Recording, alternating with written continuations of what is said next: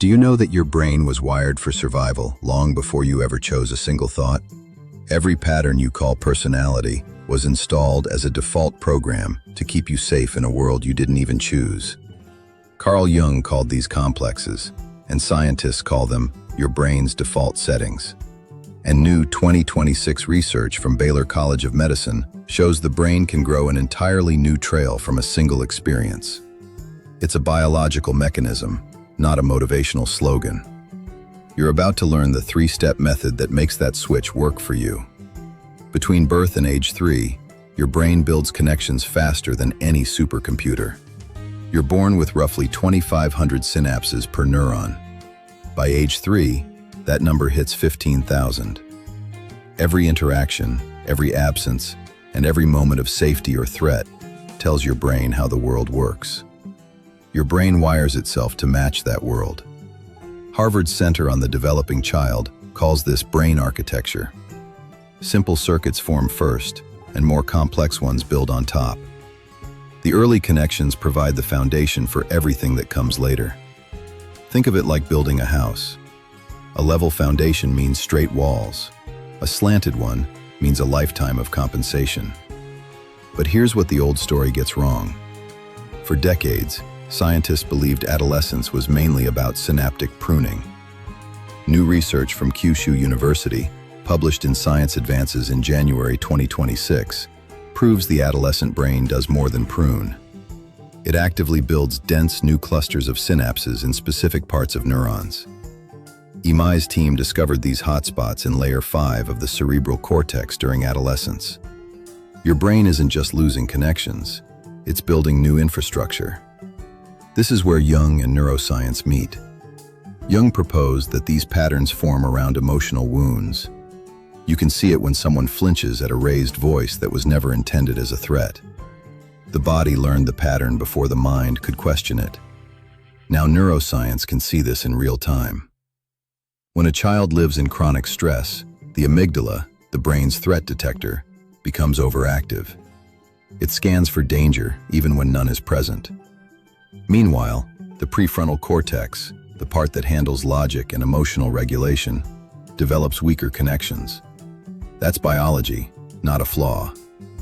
Your brain adapted to survive an environment it didn't choose. But here's where most advice gets it wrong.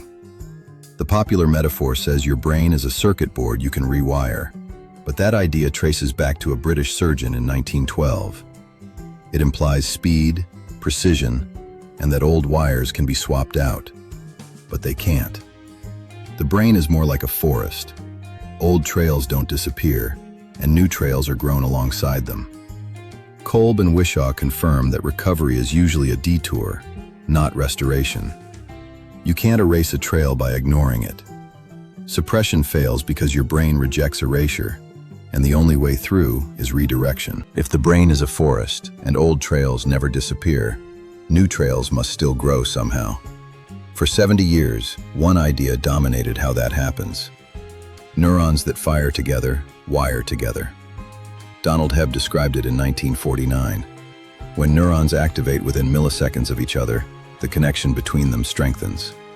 Over time, they form a network representing a concept or experience, and the more the networks are used, the stronger they get. This is how your childhood defaults were installed through repetition, not conscious choice. And because it requires repetition, most people assume deep change takes years. But this is what 2026 neuroscience reveals. Reviews published in the Journal of Neuroscience and Nature Neuroscience describe a new form of plasticity called behavioral timescale synaptic plasticity, or BTSP. It was discovered by Jeffrey McGee at Baylor College of Medicine. BTSP occurs in the hippocampus, your brain's memory hub. A single dendritic plateau potential, one burst of electrical activity, can tune a neuron to fire in a new location 99.5% of the time after one event alone. This captures slower human behaviors, like exploring a room or having one conversation that finally shifts your perspective. It works across seconds, not milliseconds. Before BTSP, scientists couldn't explain how the brain learns from one charged experience.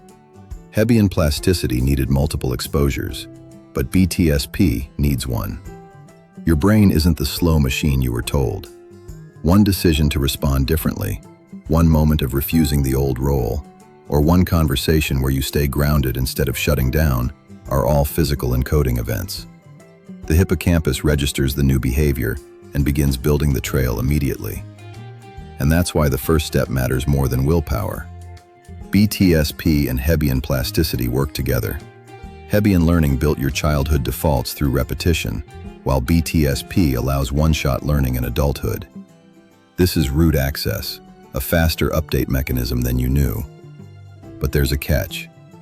BTSP requires the experience to be meaningful.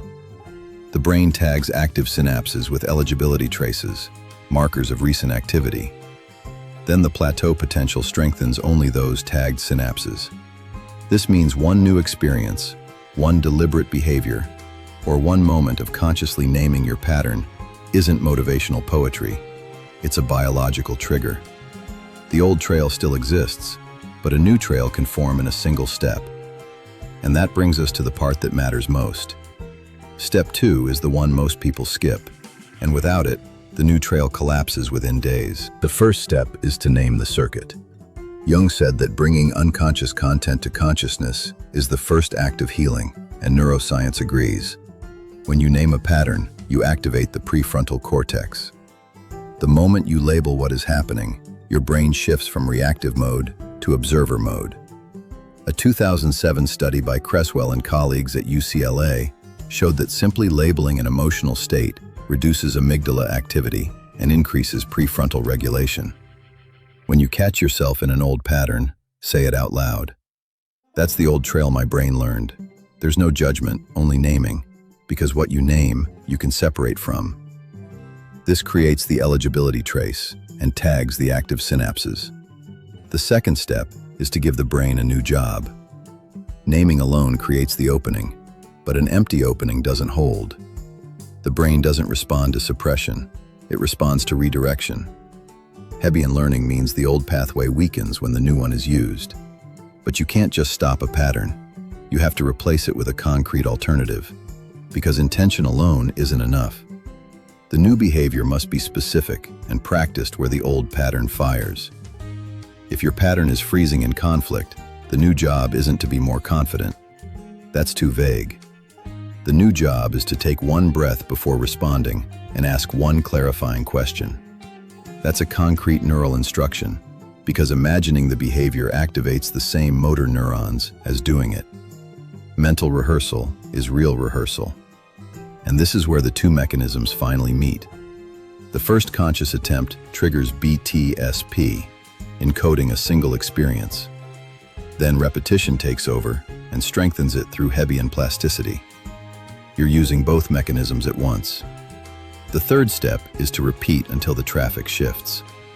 Synaptic pruning is the brain's natural process of eliminating unused connections. During childhood and adolescence, the brain prunes heavily, but pruning continues throughout life at a slower rate.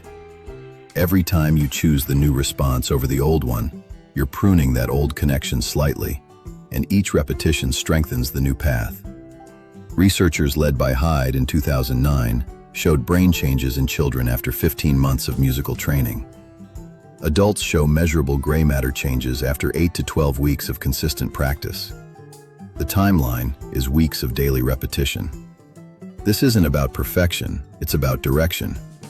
You aren't erasing the old pathway, you're building a new highway next to the old one, and over time, the traffic shifts. Here's what makes this powerful. You aren't fixing something broken. Your brain is a living forest growing new trails. Jung believed neurosis wasn't a disease, but the psyche trying to restore balance. Neuroscience reveals the same principle. Your brain's plasticity isn't a bug. It's the most sophisticated adaptation mechanism known. Your brain learned to protect you in an environment that no longer exists. Now it must learn the threat past. You aren't trying to become someone else. You're returning to the version of yourself before the defaults were written over it. Every time you catch the old pattern, name it, and choose the new response. You aren't fighting biology. You're using it exactly as it was designed to adapt, to grow, and to rewrite. Your defaults were installed before you had the tools to question them, and now you have the tools to use. Write new trail in the comments right now, not for the algorithm, but because saying it out loud tells your brain you're starting. Subscribe to BrainFactPsych for the psychology you feel and the neuroscience that explains it. Your brain learned the old trail once. It can learn the new one now.